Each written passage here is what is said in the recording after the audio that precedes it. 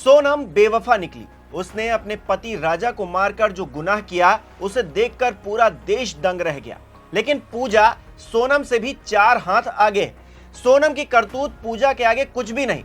विश्वासघात और फरेब में सोनम अगर चींटी है तो पूजा हाथी। पूजा की क्राइम कुंडली इतनी खतरनाक है कि उसके किस्से सुनकर ही आपके रोंगटे खड़े हो जाएंगे। रिश्तों की मर्यादा को तार तार करती ये कहानी, इसीलिए जरा दिल थाम कर सुनिएगा। नमस्कार, मेरा नाम हिमांशु मिश्रा है। आप देख रहे हैं 4PM न्यूज नेटवर्क। दोस्तों, ग्वालियर की रहने वाली 29 साल की पूजा जाटव को झांसी पुलिस ने गिरफ्तार किया। उस पर आरोप है कि उसने अपनी सास की गला घोंटकर हत्या कर दी। लेकिन यह तो सिर्फ एक कहानी थी। पुलिस को और करतूतों का पता चला तो उसके पैरों तले भी जमीन खिसक गई, क्योंकि शक्ल से भोली दिखने वाली पूजा असल में क्राइम मास्टर थी। दरअसल पूजा जाटव मध्य प्रदेश के ग्वालियर में रहती थी। उसकी पहली शादी 11 साल पहले ओरछा के रमेश से हुई थी। वो प्राइवेट जॉब करता था। शादी के बाद पूजा और उसके पति के बीच में झगड़े होने लगे। पूजा शुरू से गुस्सैल स्वभाव की थी। उसने सुपारी देकर अपने पति पर ही गोली चलवा दी। मामला ग्वालियर कोर्ट में चला गया। कोर्ट परिसर में ही पूजा को महीने की 1 से 2 तारीख पर आना होता था। यहीं पर पहली बार उसकी मुलाकात होती है कल्याण से। कल्याण पर उस वक्त लूट, मारपीट और धोखाधड़ी समेत 6 मुकदमे चल रहे थे। वो भी सुनवाई के दौरान झांसी के ही कोर्ट में पहुंचता था। यहाँ पूजा और कल्याण के बीच में पहले बातचीत होना शुरू हुई, फिर दोस्ती हो गई और ये दोस्ती प्यार में कब तब्दील हो गई दोनों को नहीं पता चला। कोर्ट कैंपस में दोनों ने तय किया कि अब आगे की जिंदगी वो लोग साथ में ही बिताएंगे, यानी कि 2 क्रिमिनल मिलकर अब अपनी जिंदगी बिताने जा रहे थे। कल्याण राजपूत झांसी के टहरोली इलाके के कुम्हरिया गांव का रहने वाला था। कल्याण पूजा को अपने घर लेकर नहीं जा सकता था, इसलिए उसने महानगर इलाके में किराए का एक मकान लिया और पूजा के साथ में लिव इन में रहने लगा। पूजा के बारे में कल्याण के परिवार को जानकारी थी, मगर कभी भी पूजा की कल्याण के घर में एंट्री नहीं हो सकी। दोनों 6 साल तक साथ में रहे, लेकिन उनके कोई भी बच्चे नहीं हुए। इस बीच कल्याण की एक रोड एक्सीडेंट में मौत हो जाती है। अब ये रोड एक्सीडेंट किस तरह का था, क्या इसमें भी कोई साजिश थी, इसका खुलासा फिलहाल तो नहीं हुआ है। लेकिन इस रोड एक्सीडेंट के बाद पूजा अकेली हो गई। पूजा ने पुलिस को जो बताया है, कहा है कि मैं अकेले महानगर वाले घर में रहती थी। फिर कल्याण के बड़े भाई संतोष और ससुर अजय मुझसे एक दिन मिलने आए। उन्होंने कहा कि कल्याण की पत्नी हो तो घर में रहकर चलो, यहां मत रहो।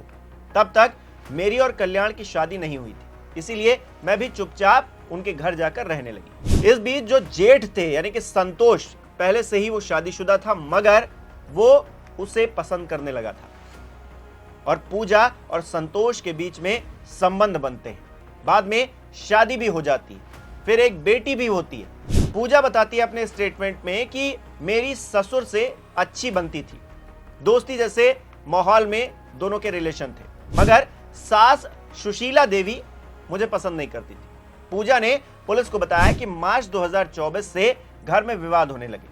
संतोष की पहली पत्नी रागिनी नहीं चाहती थी कि मैं घर पर रहूं, इसीलिए 9 महीने पहले मैं अपने मायके चली गई, मगर अपना खर्च चलाने के लिए पैसों की जरूरत थी, इसीलिए उसने कहा, संतोष को कॉल किया और यह बताया कि कैसे अपनी बेटी को पालूं, पैसे वैसे तो है नहीं, तो ऐसा करो कल्याण के हिस्से की 8 बीघा जमीन मेरे नाम कर दो और उसको बेचकर मैं ग्वालियर में कुछ काम धंधा शुरू कर लूंगी और बच्ची का भी पालन कर लूंगी, खुद को भी जिंदगी जीने के लिए जितने पैसे चाहिए उसका जुगाड़ हो जाएगा।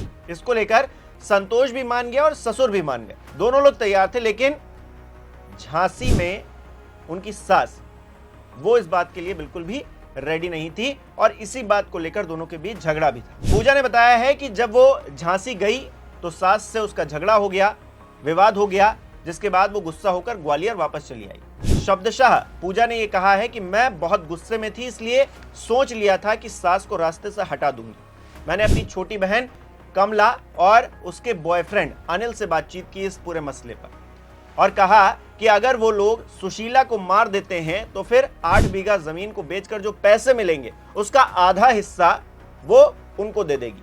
प्लान के तहत पूजा ने अपने ससुर अजय को फोन घुमाया और कहा कि बेटी का जन्मदिन है, इसलिए आपको ग्वालियर आना है।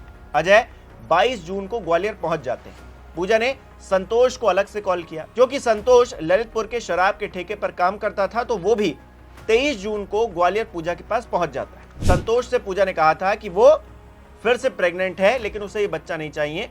और क्योंकि बच्चा नहीं चाहिए, इसका मतलब ये था कि अबॉर्शन करवाना है और इसके लिए उसे यहाँ आना पड़ेगा साथ में, क्योंकि हेल्प चाहिए उसको। और इस तरह से पूजा ने सास को अकेला घर में छुड़वा दिया। ससुर भी ग्वालियर पहुंच गए और जो संतोष था वो भी ग्वालियर पहुंच गया। सास अकेली घर में थी। फिर 24 जून का दिन आता है।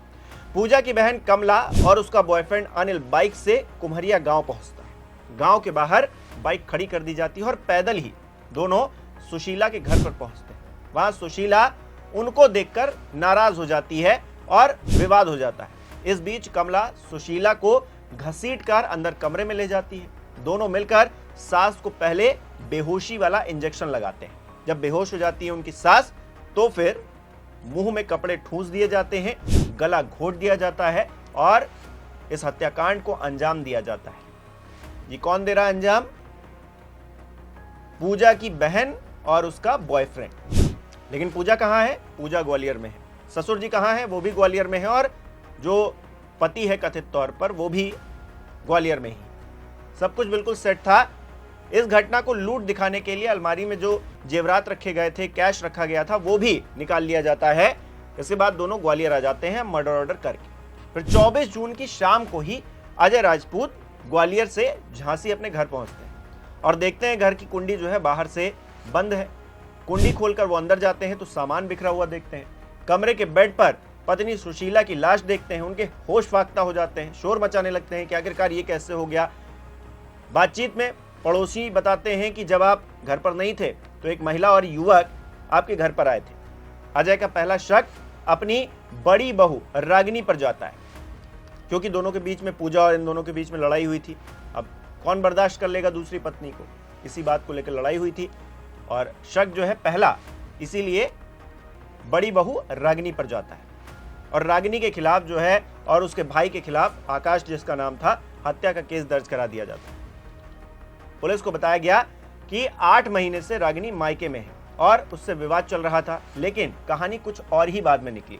उस वक्त 2 चीजें हुई। पहले, मुकदमे की खबर लगते ही रागिनी और उसका भाई शाम को सीधे थाने पहुंच जाते हैं और खुद को बेकसूर बताते हैं, दलीलें देते हैं। दूसरी तरफ जो पूजा है, बहू होते हुए भी सास की मौत के बाद घर नहीं आती। शक इसी बात को लेकर पुलिस को होता है और इसी आधार पर ग्वालियर से पूजा को हिरासत में ले लिया जाता है। पूजा शुरुआत में पुलिस को गुमराह करती है, बोलती है कि साहब, जब सास की हत्या हुई पति और ससुर मेरे घर पर थे, मुझे क्या पता किसने सास को मार डाला, क्योंकि मैं भी यहीं पर थी। लेकिन जब पुलिस सख्ती दिखाती है, थोड़ी पूछताछ को लेकर पूजा से थोड़ा और गहनता से बातचीत होती है, तो फिर हकीकत निकलकर सामने आ जाती है।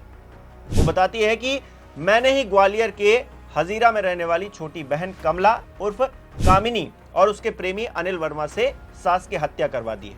एक तरह से सुपारी दे दी है। पुलिस ने पूजा और कमला को गिरफ्तार कर लिया और नशे का इंजेक्शन जो है उसकी सिरिंज भी बरामद कर ली है। दोस्तों, सोनम ने अपने बॉयफ्रेंड के लिए अपने पति को जान से मार डाला, साजिश रची। लेकिन पूजा ने पहले तो खुद जो उसका पहला पति था उस पर जो है गोलियां चलवाई, दूसरे शख्स से शादी की, लेकिन उसके मरने के बाद उसके भाई के साथ अनैतिक संबंध बनाए और फिर जमीन का लालच और सास की भी इसमें जान ले लेना। ये सब कुछ पूजा को सोनम से ज्यादा खतरनाक अपराधी बनाता दोस्तों।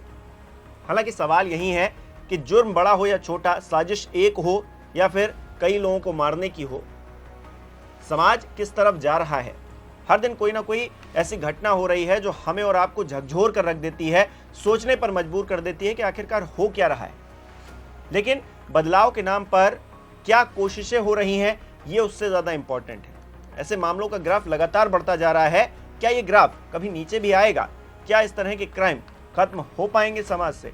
क्या ये जो मानसिकता बन गई है कि छोटे छोटे बातों में लोगों की जान ले लेना, क्या इस मानसिकता का अंत हो पाएगा? कभी आपको क्या लगता है? हमें कमेंट करके जरूर बताइए।